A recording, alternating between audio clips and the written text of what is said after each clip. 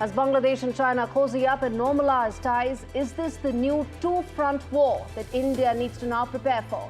And as China's presence in Dhaka and Islamabad continues to grow, how will New Delhi's strategic calculus change? We decode.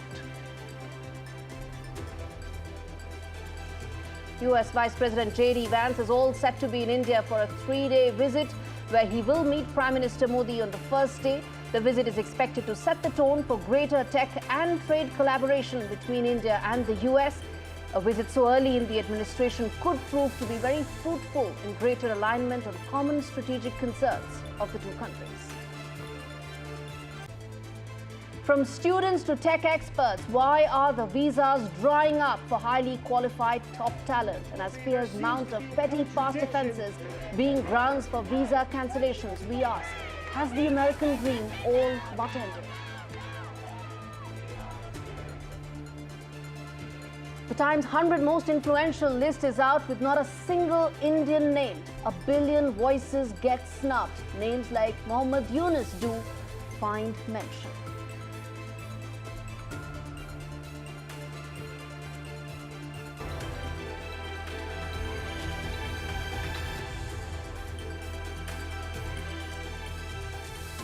Our big story this week on India Sense. Well, an electric future, a celestial network, and a billion voices waiting to connect. Today, a high-stakes conversation between two global disruptors, Prime Minister Modi and Elon Musk, took place. Could that redefine the future of innovation, mobility, and space in India? Well, behind the headlines, this is the second conversation between Prime Minister Modi and Elon Musk in as many months, indicating the seriousness of intent on both sides. Both of Musk's major companies, that is Tesla and Starlink, are keen on a major India play. And New Delhi wants to be at the center of a global innovation and manufacturing revolution. For Starlink, Musk's satellite internet giant that's poised to boost India's digital growth, spectrum allocation and national security clearances are immediate roadblocks that need to be addressed. On Starlink, the Commerce Minister, in fact, met with the company's leadership only yesterday, as Indian telecom majors Jio and Airtel look to lock their own satellite deals. Remember, the space race is heating up. India wants to be a major player in it. Starlink has about 6,700 satellites already in orbit. How will this marry into India's space ambitions is the key question. Now, back on Earth, Tesla is quietly gearing to roll the redefined Model Y in India, hinting at imminent market entry. With dealerships planned, hiring underway, the electric giant is coming soon. Viewers, from space to streets, the Modi-Musk discussion, first that took place in February and today, signals many possibilities of satellites above and EVs below, where India might just become the next frontier of innovation. The phone call comes ahead of US Vice President J.D. Vance's first visit to India. US-China trade war, remember, opens up a lot of opportunities for India when it comes to trade, including fast-tracking a bilateral trade deal, the first phase of which could actually come as early as third quarter of this year. And it will, of course, the meeting between J.D. Vance and Prime Minister Modi, likely to take place on the 21st, could cover a lot of ground when it comes to shared strategic concerns. Tech, trade, and territory, viewers. In a world increasingly divided by data and diplomacy, Modi's phone call to Musk isn't just about cars or satellites. Well, it is about the future, which is most likely to run through India.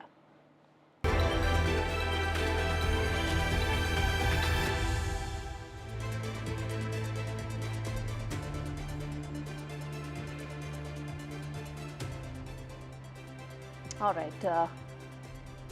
The first wide-angle story on the show. India's neighborhood has been tense. It has always been so, in fact. On several times in the past, it's even been hostile. Right now, viewers, there are tensions that are simmering on more than one border. Ever since Bangladesh ousted Sheikh Hasina, the democratic downslide in Dhaka, and the mainstreaming of Islamist radicals, along with the growing anti-India sentiment, has pretty much created ripe conditions for normalizing of ties with Pakistan, something that hadn't happened for 15 years. Now Islamabad and Dhaka are looking to build ties, from defense to trade. How wide-ranging could this possible partnership be, and why this could be the new two-front war that India needs to prepare for? This report has all the answers for you.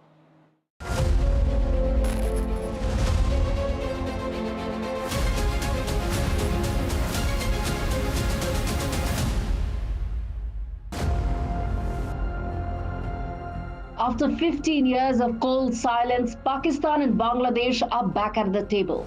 This time possibly with China playing silent partner. Pakistan's overtures to Dhaka aren't just olive branches, but calculated moves to build an anti-India nexus. From the embers of 1971's bloody birth, ties have now thawed, quietly, carefully, and now conspicuously.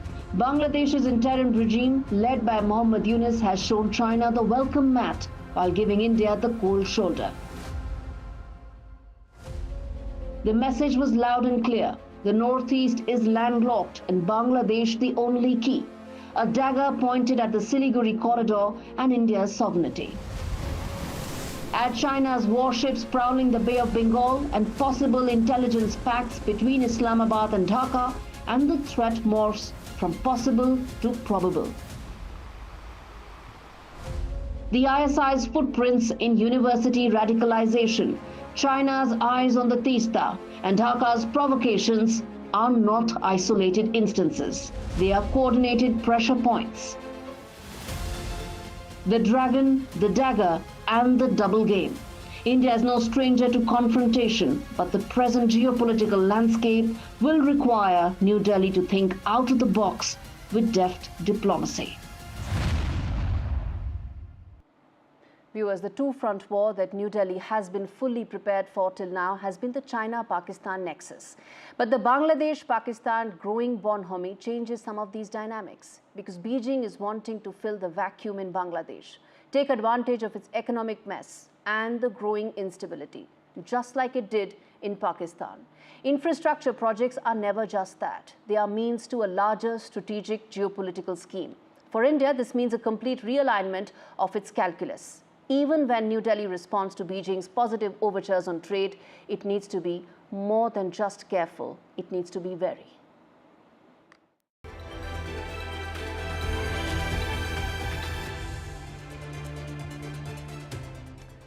Is this how the American dream ends? Well, viewers, from college campuses to corporate boardrooms, Indian students and techies in the US are watching their futures unravel. Visa calculations, job cancellations, job losses, and legal limbo have sparked panic. And for many, it's a ticking clock with no clear answers. Our special report uncovers the fear, the uncertainty, and the fight for survival in what is turning out to now be an increasingly hostile landscape.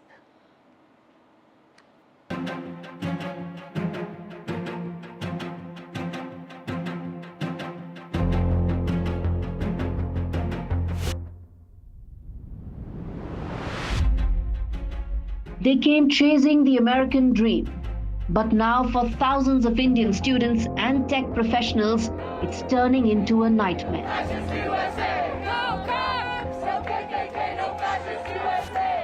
From the classroom to the courtroom, more than 1,000 international students have seen their visas vanish without a trace, like pulling the rug out from under their future. Universities across 40 states are scrambling, left in the dark by the federal government's sudden and unexplained status terminations. International students are really scared. They've been talking to us faculty almost a daily basis. They're constantly worried, they're constantly fearful. They don't know if they could be deported. There's been no due process. Students have been whisked away with no cause, no sort of process or procedure. For Indian student Chinmay Deore, it wasn't just a glitch, it was a potential one-way ticket home. He and others are now suing the Trump administration, alleging ICE revoked their status without any reason, warning of arrest and deportation. As lawsuits pile up, fear spreads faster than wildfire. Even the Indian government has stepped in, scrambling to offer a safety net.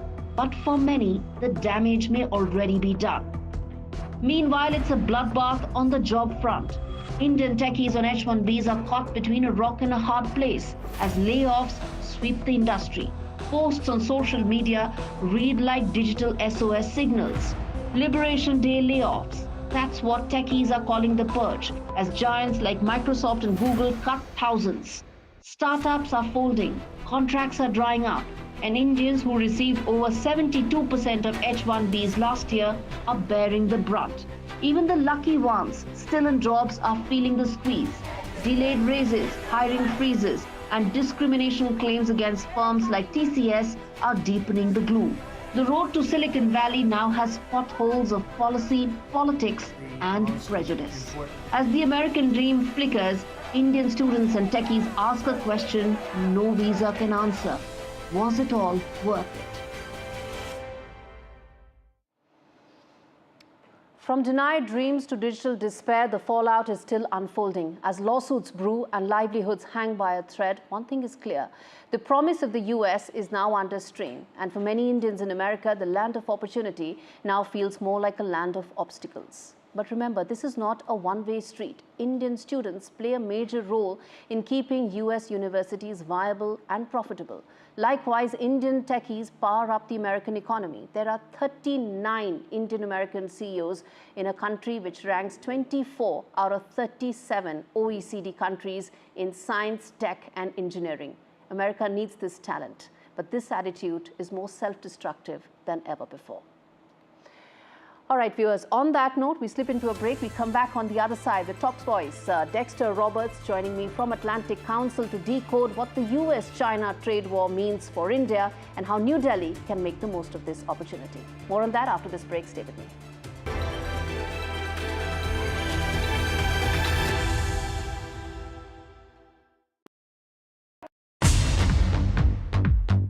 More news that matters. Big exclusive. Tulsi Gabbard. All the parties should accept their verdict with all humility. Why the opposition to it? Why taking big steps? More debates that shake the system.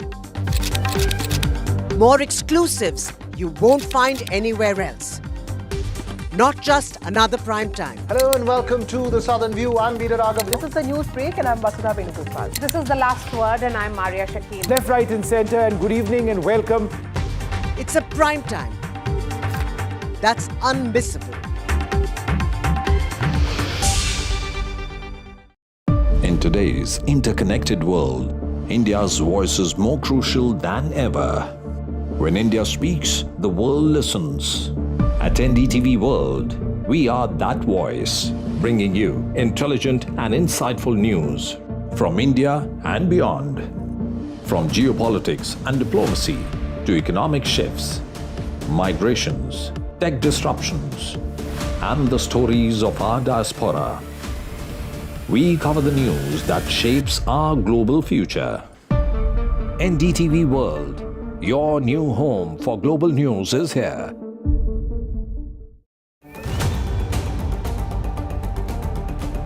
Indian students showdown with Donald Trump while companies put H-1B.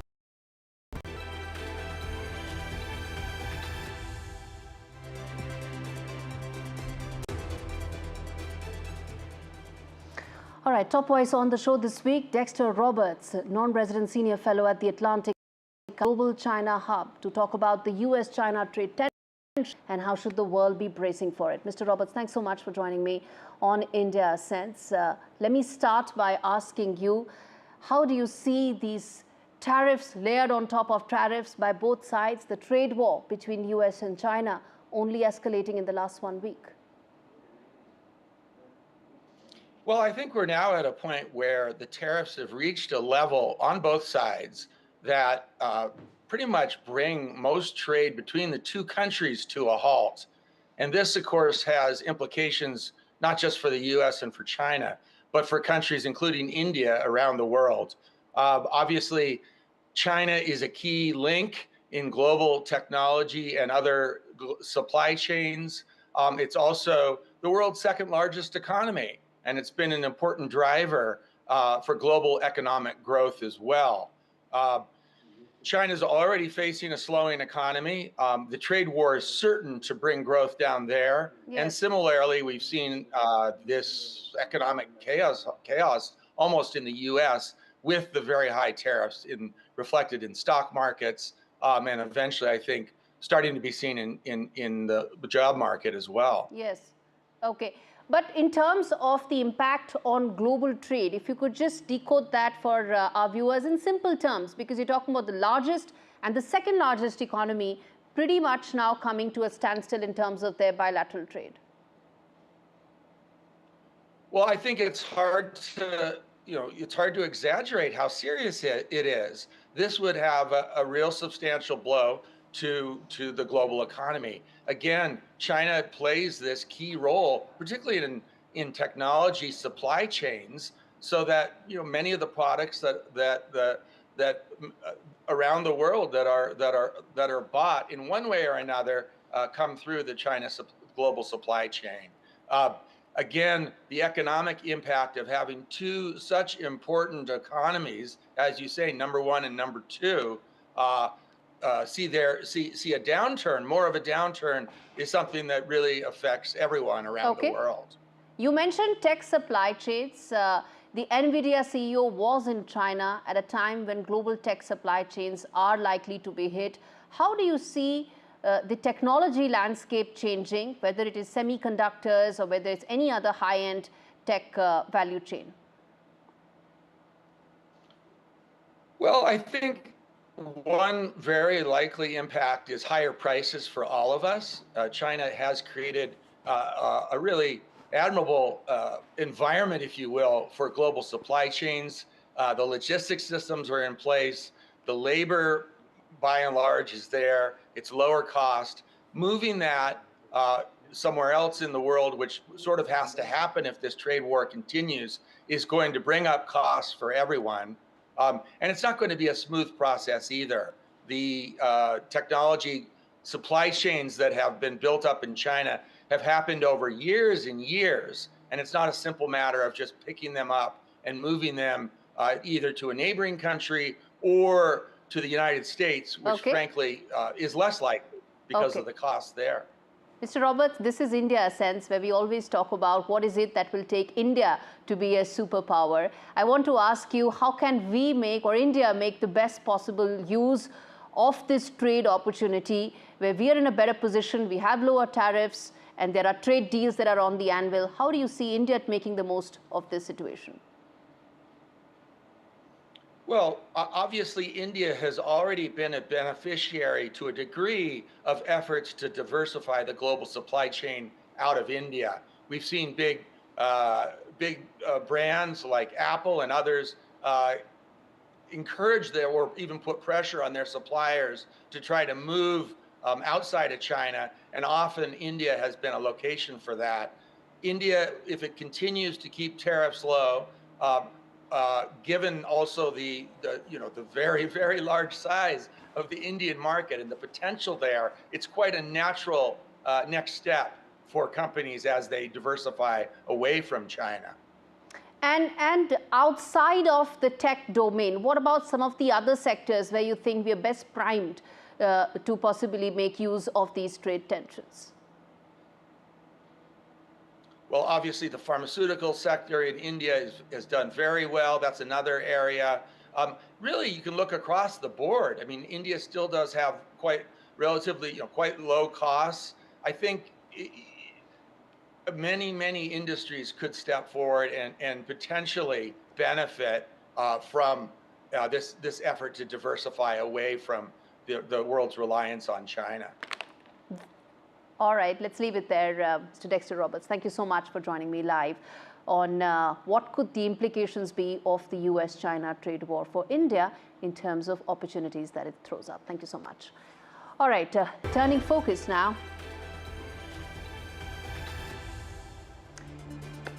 Turning focus now to the first inside story on the show. Advanced voting viewers for Canada elections opens Friday after Prime Minister Carney announced a snap poll just weeks after coming to power. This is the first election in a decade where there's no Trudeau who's on the ticket, and it happening after his disgraced exit from the party earlier this year. Well, with him going, the Liberal Party's prospects have actually increased since then.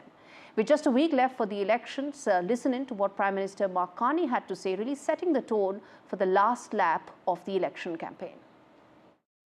The relationship we had with the Americans, these guys weren't wrong. They want us to be the 51st state. They want to break us. They want to break us so they can own us. So the second and final election debate in English saw some very sharp one-liners from the primary candidates, but it was largely a very lackluster debate. At least there weren't any fireworks that Indians are used to. It was even pushed around to give prime-time TV viewing to a hockey match. That just tells you how Canadians view their priorities. But there's one thing that it did show. It showed that the road to victory in Ottawa now passes through Washington, as the Trump factor weighs heavily in who the Canadians will choose as their next leader to steer the country at a time of great political as well as economic uncertainty. And this is getting reflected in the messaging of the two primary candidates, the Liberal leader Mark Carney and the Conservative leader Pierre Poilievre.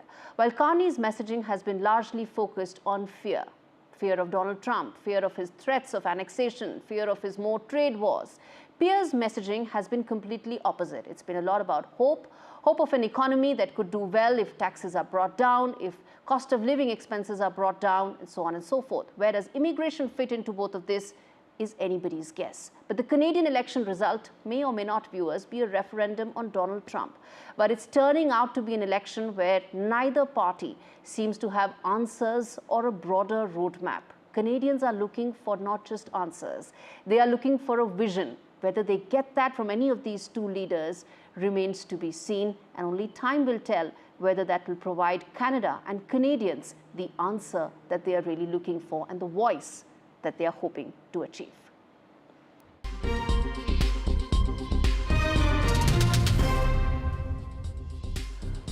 It's the Worldview segment on the show. First up, Dhaka's finger-pointing has triggered a diplomatic storm. Bangladesh has rattled by its own record of over 2,400 attacks on minorities this year alone, dares to lecture India on communal harmony. Their statement on West Bengal, a localized eruption amidst deep constitutional protests, is unwarranted. It was opportunistic, and India gave a response that was befitting, unflinching, a reminder that, and not just a retort, which was that focus on your own backyard. While Bangladesh warns of Muslim minorities in India, a secular democracy where due process is the rule, the world watches temples razed, Hindus displaced, and justice delayed across the border. The bottom line is, Bangladesh, before you preach, protect, because in matters of minority rights, silence is complicity, and so is hypocrisy. This is not geopolitics, this is accountability. When justice is muzzled and truth is trampled, you call it anything but law. Tonight, we rip the mask off Pakistan's sham justice, a system that makes a mockery of international law and by now its own admission buries basic human rights 6 feet under. Kulbhushan Jadhav, an Indian citizen who was illegally detained by Pakistan from Iran in 2016, sentenced to death in a kangaroo court.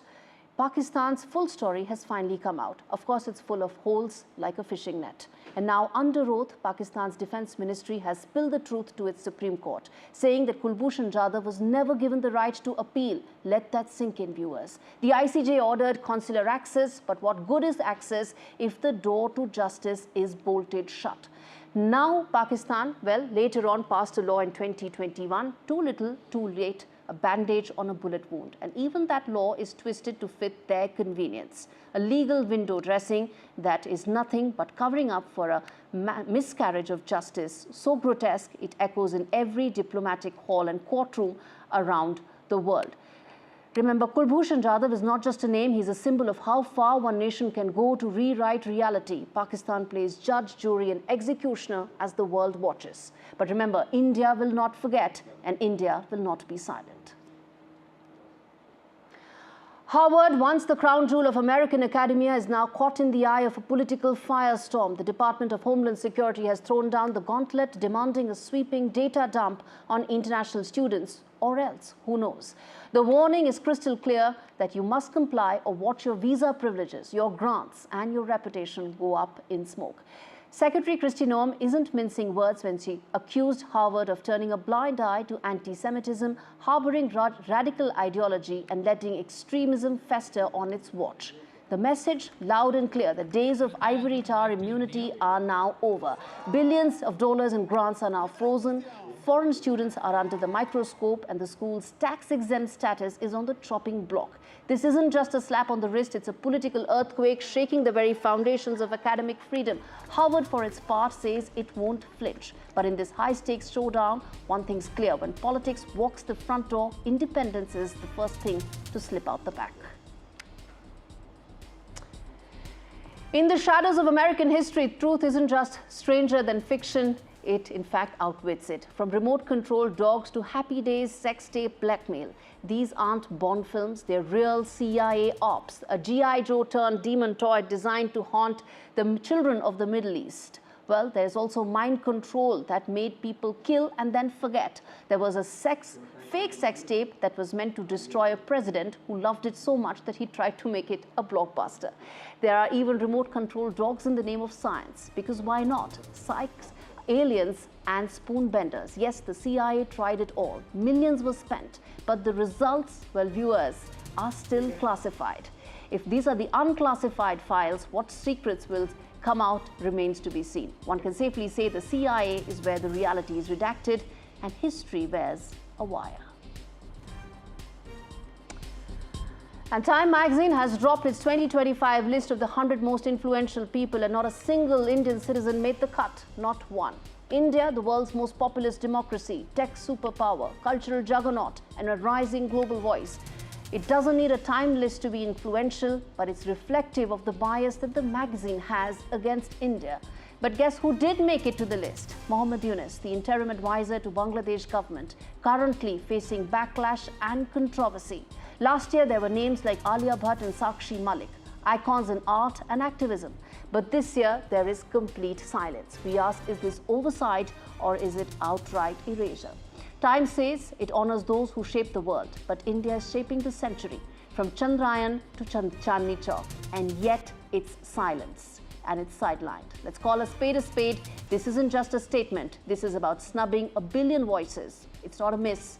It could even be termed as a mockery. With that, it's a wrap on this edition of India Sense. Thanks so very much for watching.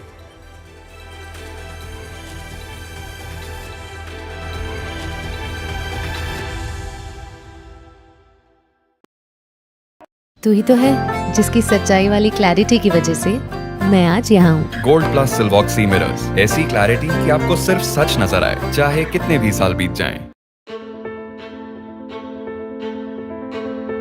News is not just headlines, it is what impacts you. And news should never be mistaken for noise. What matters is the reality.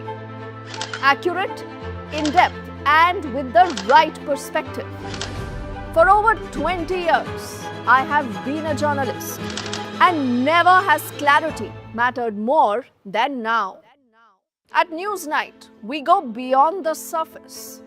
We dissect the details, challenge the narratives, and bring you the unparalleled clarity you deserve in a world clouded by misinformation. We are bold, we are direct. Newsnight, for the news in your interest. Only on NDTV 24/7.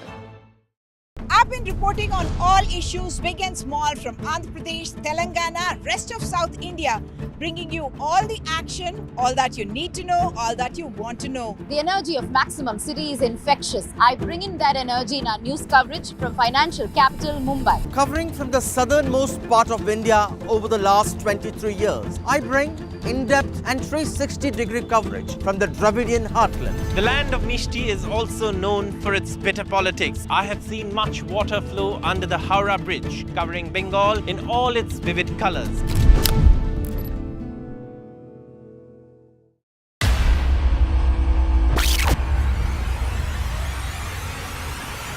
In the last 1 month, if you see, the share prices of Denzol Engineering has fallen more than 58%. Why are the rating firms calling the debt payments as default? We have two credible credit rating agencies on March 4th coming and downgrading the stock to D. Statements are consistently being proven wrong, and transactions are being taken place which are different from what they were originally pictured to be. The company claimed it would roll out 6,400 electric vehicles. But what it has rolled out is a shocking scam. Funds meant for the project were funneled allegedly back to the promoters, the Junkie brothers. What did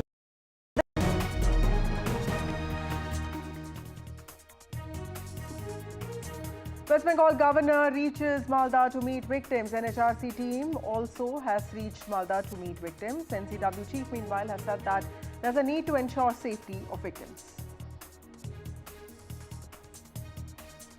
On Waqf violence, TMC blames Home Minister Amit Shah. BJP also slams Mamata Banerjee's alleged appeasement politics. Punjab top cop calls terrorist Happy Pasia's arrest a major milestone in the crackdown of terror. Pasia orchestrated attacks for 20 years. Karnataka Chief Minister Siddaramaiah refutes rift reports on caste survey. Jagdeep Dhankar's remarks spark a political slugfest now.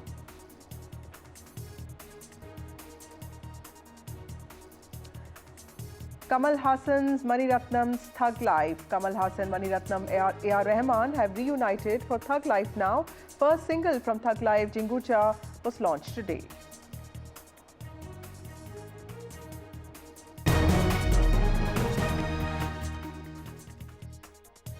Well, the film premiere of Ground Zero in Srinagar marks a historic highlight in Kashmir, being the first film premiere in almost 38 years. Now, this event signifies a step towards normalcy and also peace in this part of the country. Now, this screening, attended by stars in Srinagar, highlights the resurgence of cinema in Kashmir after a long break. Now, the special screening is also dedicated to BSF, with soldiers and officers attending it as guests of honor. My colleague Nazir joins us with more details on this. Nazir, tell us how significant and special is this movie screening in Kashmir? All of us are really fond of movies. So tell us, has this brought in a smile to the faces of Kashmiris? How are they looking at this? Well, amid this drizzle here, this grand premiere of Ground Zero, a movie on BSF which depicts the situation in Kashmir when BSF was the frontline counter-insurgency force, and it is going to be this red carpet grand premiere of this film, and you can see BSF Jawans here standing here because all the BSF officials are here to watch this movie. BSF Jawans and senior officers. Kashmir is a long legacy of Bollywood, and it is as old as Bollywood itself, because the first cinema in Kashmir was opened in 1932. In fact, 2 years before, the Bombay Talkies Studio was launched in Bombay. So that is the kind of history, and then there was a violent disruption because of the militancy in 1989. Let me talk to a young guy who has come to watch this premiere of this film.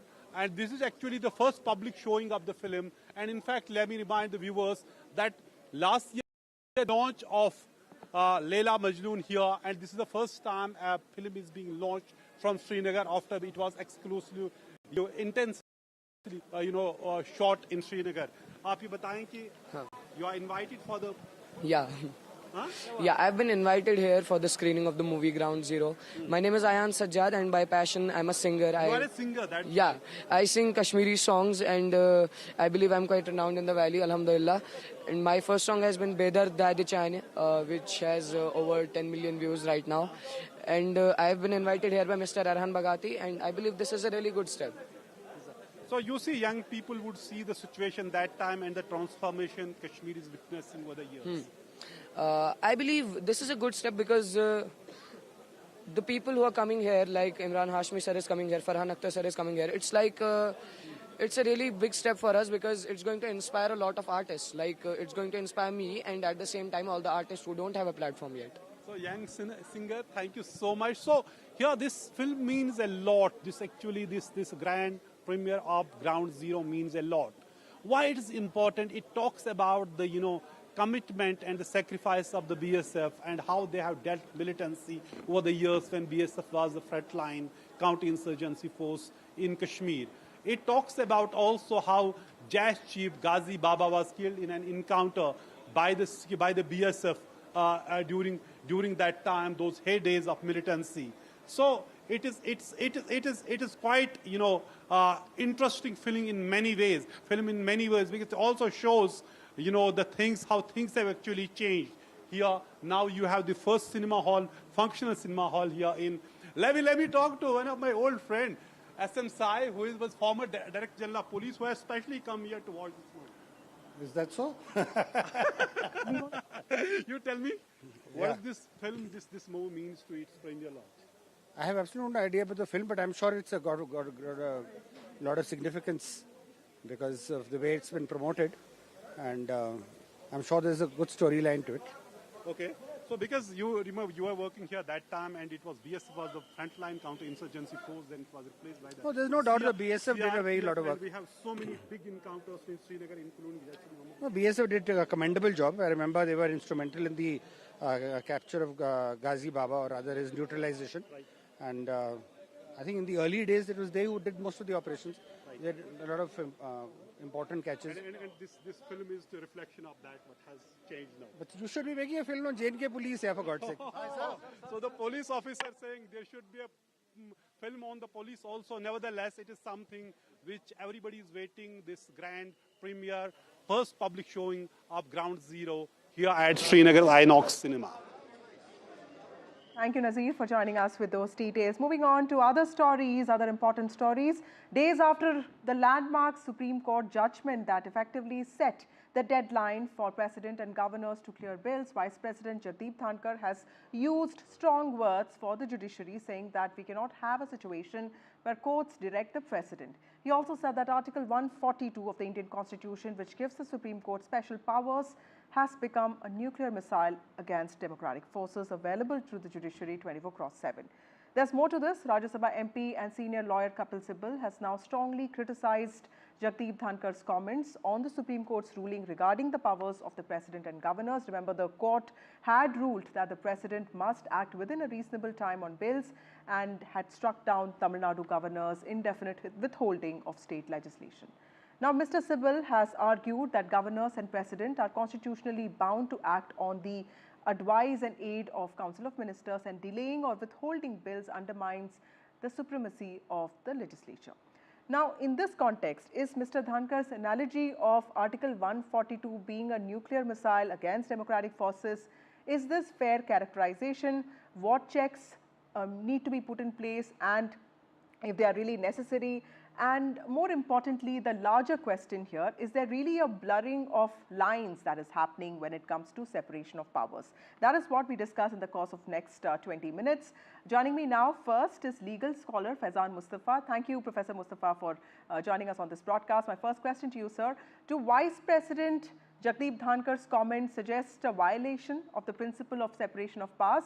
Or do you see this as a justified criticism of judicial overreach, which also happens sometimes? No, Vasudha, we need to understand that what is a constitutional scheme of checks and balances. Unlike the British Constitution, where we have supremacy of Parliament, where it is said that Parliament can do anything except to make a man a woman, woman a man, in India, we don't have supremacy of Parliament, we have supremacy of the Constitution. Accordingly, neither Parliament nor Supreme Court, in spite of word supreme being there in its nomenclature, is supreme. It is the Constitution which is supreme. Thus, the scheme which the Constitution has envisaged is like this. You can pass law as per the jurisdiction given to you by the Schedule 7 of the Constitution. The courts will examine your law on two issues. One, whether you have exceeded your jurisdiction. Say if you pass a law which is under the jurisdiction of the state, then the courts can strike down the law. The other thing is that the court has been given the responsibility to protect the rights of the people. Now, what are these fundamental rights? They are basically negative restrictions on the power of the state. They are denial of power to the state. So a state cannot come up with arbitrary laws. A state cannot impinge on my freedom of religion or freedom of speech, etc. So whenever any law is in contravention of a fundamental right, the courts have a constitutional duty to strike it down. Now, the matter which had gone to Supreme Court from Tamil Nadu was about a governor sleeping over bills for years together. In spite of hearing in the Supreme Court, in spite of Supreme Court's judgment about Punjab, he in one go sent those bills to the House, and when the House passed them back, he referred them to the President. Now, Supreme Court found the action of the governor as mala fide. And since his actions were mala fide, Supreme Court did not have this option to ask the governor or the president to expedite the assent to those bills. And therefore, the Supreme Court invoked a power given to it under the Constitution, which is Article 142, to do the complete justice. And Vasudha, you need to keep in mind, if there is a law, if something is mentioned in law, then Supreme Court cannot exercise its power under Article 142. It can exercise that power only when there is a silence in a provision and the law is not explicit. And therefore, invoking 142, Supreme Court has laid down the timelines. There can be a difference of opinion whether timelines should be there or should not be there. The criticism of judgment is permitted because it is in exercise of freedom of speech and expression. The Honorable Vice President of India himself is a senior advocate, is aware of court proceedings. He can criticize any judgment, but some of the words probably could have been avoided, saying that judges are above law and they have no accountability, or look at, money was found at some judge's residence, some burned notes, and nothing has happened. Or that Supreme Court is using 142 like a nuclear missile. I think these words can better be avoided, at least from someone who is chairing the upper house of the parliament. Right. Professor Mustafa, also the two parts of that one question that, in my view, can summarize this whole controversy. Should those holding high constitutional offices comment publicly on another pillar of the Indian Constitution? And should somebody at the level of Mr. Sibyl's seniority, shouldn't he also be a bit more restrained? You see, constitutionalism, Vasudha, is all about staying within your limits, or staying within what in India we can call within the Lakshman Rekha. So nobody should cross that Lakshman Rekha. People should not cross it. Constitutional holders of offices should not do it. So judges should also restrain from making comments about the executive and the legislature.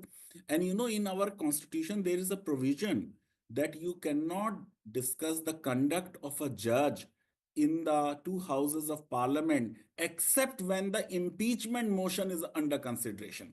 So the constitution tells us how we are supposed to behave.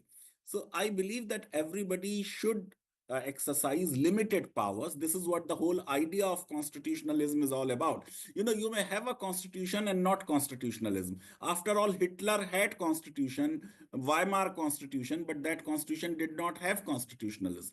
Constitutionalism means nobody is free to do whatever they want to do. Your liberty ends where my nose begins. Those insights of yours. Also joining us now is Aman Lekhi, former ASG of India. He's also a senior advocate. We have Shadan Farasat, senior advocate, Supreme Court of India. We have PVS Giridhar, senior advocate, Madras High Court. Thank you all of you for joining me on this broadcast and also waiting patiently. Mr. Lekhi, to you first, sir. The battle here is also between separation of powers that the VP spoke about and on constitutional roles and boundaries. How do you see Jagdeep Dhankar's comments and Kapil Sibal's subsequent response to this? Well, as far as the Vice President is concerned, there's a fair amount of rhetorical flourish and a lot of bombastic. I personally feel that his comments are both unnecessary, unwarranted and ungrounded, and betrays a complete lack of understanding of even the constitutional provision which he's invoking. The context of this particular comment was the judgment of the Supreme Court on the bills which the governor had actually refused to assent and had withheld and referred to the president. What was at play were two provisions of the Constitution which the Supreme Court interpreted. There's 200 and 201. They deal with the governor and the president. What the Supreme Court did under 142 was consequential to its reasoning insofar as 200 201 is concerned, and it said something rather basic. It said that everything has to be done in a reasonable time frame, and therefore you cannot delay it unreasonably. This is something so basic that you don't need a constitutional provision to in fact sustain it. The reason for the Supreme Court having to say this was the law till the Supreme Court passed the order was the discretion of the governor was not subject to judicial review. The assumption of that exemption was a belief that the governor, holding as he did the constitutional post, would act in a manner appropriate to his position and not delay for considerations extra legal or political. Because that assumption failed, the court intervened by formulating a rule because discretion in law cannot be arbitrary or absolute. So all the court did was that yes, it's not as if you don't have the discretion, but you modulate that discretion in a manner law permits and exercise the function diligently and within a reasonable period of time. Now, I don't see anything wrong in this particular judgment. And for the Supreme Court to have invoked 142, that's because the period of time, 142, what the Vice President should have known and also would be knowing, is a provision which is extraordinary to deal with complete justice on the matter. Now, that is vested by the Constitution. Because vested by the Constitution, the court exercises the constitutional power. Right. It's not acting as an alternative policy maker, nor is it breaching the principle of judicial restraint, which is actually basic to a polity. And it's merely discharging, as it should, a constitutional function vested in it. So for this kind of condemnation and criticism which comes from the Vice President, I have serious objection because it has a very strong tendency of creating confusion amongst the uninitiated and creating some kind of angst against institution which in the long run can be very, very, very dangerous for our country. Right. Thank you, Mr. Lekhi, for those insights. Mr. Farasat, taking off from what Mr. Lekhi also said, then how does Article 142, how should it be interpreted in the context of democratic checks and balances? Is there really room for misuse like the VP was talking about, or is it really essential for judicial independence? Because, the question here that people are wondering is also, should the judiciary be allowed to set timelines? And yes, if it is for better governance, why not? See, 142, as every lawyer knows, is a very simple principle. If there is a constitutional silence or there is a statutory silence, then the Supreme Court can intervene and lay down a particular principle to do complete justice. Now, in this case, what was happening, like Mr. Lekhi explained and like Mr. Mustafa before him also explained, governor was basically exercising a pocket veto, and even if he were to refer it to the president in terms of, for say, there was a conflict with parliamentary law, then there's no timeline over which the president has to decide that. Now, what happens? You have elected government for 5 years. Now, if the president were to sit indefinitely on that, you will lose a lot of credible time. So it makes perfect sense for the Supreme Court to come and say that, listen, and when we say president, for all practical purposes, it means the central government, right? So all the Supreme Court has done has said that the central government must decide if there is a reference by the governor in a certain amount of time. Now, what is so problematic about it that has riled up the Vice President, I honestly fail to understand. Because it's something very simple. There was a constitutional silence. There was no timeline prescribed. And therefore, a timeline has now been prescribed. In fact, should be welcomed by everybody, including the central government. Yes, we will do it. Now, the decision is up to them, whether in a specific bill they want to say that, oh, it's repugnant to the central law or whatever it is. In a given context, it can be so many different things. But the timeline is welcome. Why does anybody want to sit over a bill? Okay. Least of all the central government, that's an important point, Mr. Farasat. Mr. Giridhar, also diverting a little bit, is it also appropriate for the Vice President to publicly criticize the judiciary, because one constitutional appointee also criticizing another pillar of the Indian Constitution, because there's a lot of talk about constitutional decorum here, but on the other hand, there are also people say, why not? Where should, how do Mr. Dhankar's remarks compare to the expectations and responsibilities that are often associated with the Vice President's post? As Professor Mustafa said, he has every right to criticize the judgment, though not the judge.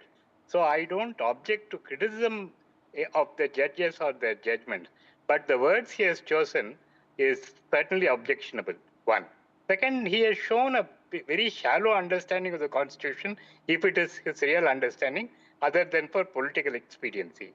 It's surprising that he calls himself a constitutional functionary. He does not say one word about the governor delaying bills. Is that justified? And we need to note that very often these days, the executive and the governor's officers indulge in inaction. Inaction does not leave a paper trail, so inaction is preferred to an illegal action. So the court has called the bluff and said you cannot have a pocket veto by inaction. What is wrong with that? As already explained by eminent lawyers like Mr. Lekhi and Parasat, the article under Article 142, all that the Supreme Court said was under Article 200 proviso, as soon as may be is used. So that the court said cannot be more such a long period and has fixed timelines. It's about time, timelines are fixed. So therefore, I totally disagree with the Vice President's comments, and it's not in good taste at all. As a constitutional functionary, he should know the Constitution and be a little non-partisan in his remarks. Okay. Mr. Lekhi, in the context of a lot of things that have happened in the recent past, do answer this one question. Is the political class also breaching that long established unwritten red line that we have, vis-a-vis judiciary? And in that context, do you also see separation of powers being, those lines being blurred in some aspects? Well, I personally feel that the worth of restraint and the value of discretion is lost to the executive. And this malaise is now extended also to those who hold important positions in the legislature. In the system of governance, there's a balance of power. And judiciary is at no point of time inferior to the executive or the legislature. And it is not open to anybody to sermonize about the other or comment upon functions which are basic to that particular organ. Declaring the law and declaring invalidity of the law is quite clearly the ken of the judiciary. Now, mainly because it doesn't meet the approval of the executive, or the legislature feels slighted that its laws don't pass muster.